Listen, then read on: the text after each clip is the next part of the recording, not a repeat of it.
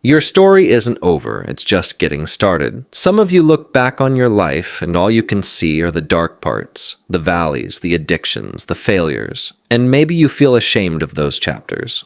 But hear me, don't lock up your story because of fear or embarrassment. Your story is powerful, it's raw, it's real, and when God gets a hold of your life, who you were is no longer who you are. Because here's the truth, a story hits harder than a sermon. It reaches deeper than a lecture. It connects more than any book or movie ever could because it's yours. It's personal. It's unique. And it's the very thing God will use to impact someone else's life.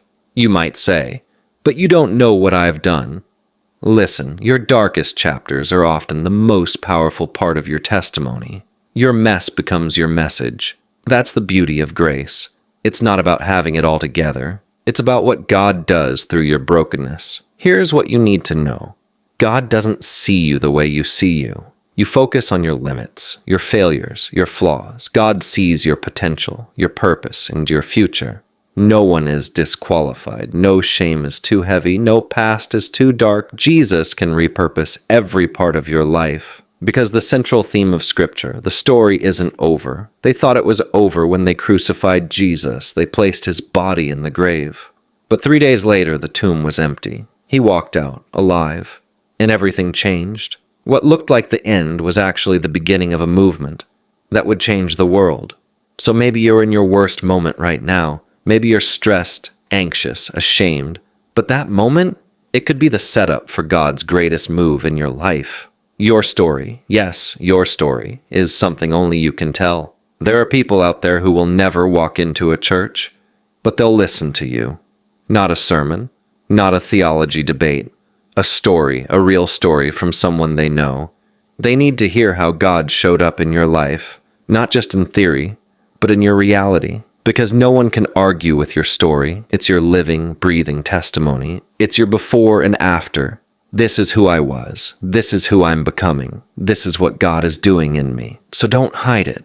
Don't shrink back from it. Don't be embarrassed about the dark chapters. They're proof of the light that came after. The same power that raised Jesus from the dead, that's the power that can rewrite your story. But you have to make a choice. Will you let God keep writing it? Or will you stay stuck in the same old narrative? Say it. I'm not done with my marriage. I'm not done with my dreams. I'm not done with my family. I'm not done. Because Jesus is not done with me. He is the hope of the world. And through him, you can do anything. So don't stay broken in a story that was never meant to be your ending. Jesus doesn't come to criticize. He comes to transform. And no, he never promised the journey would be easy. But he did promise one thing. In the end, it will all be okay. Because he is with you. Maybe you're stuck in a painful chapter. But this isn't the end. This is just one paragraph in a bigger story God is writing. So declare it today. I will not live like I don't know how the story ends. Because I do. Every tear will be wiped away. Every broken piece will be made beautiful. Your story isn't over. This chapter is not your conclusion. God is still God. He's still in control. So hold on. It's heavy now, but it won't last forever. It's come to pass, not to stay. And even if you can't see him in your story right now, he sees you. And one day you'll look back, maybe even on this side of heaven, and realize he was with you the whole time. Every tear, every whisper, every sleepless night. You can trust him with your story.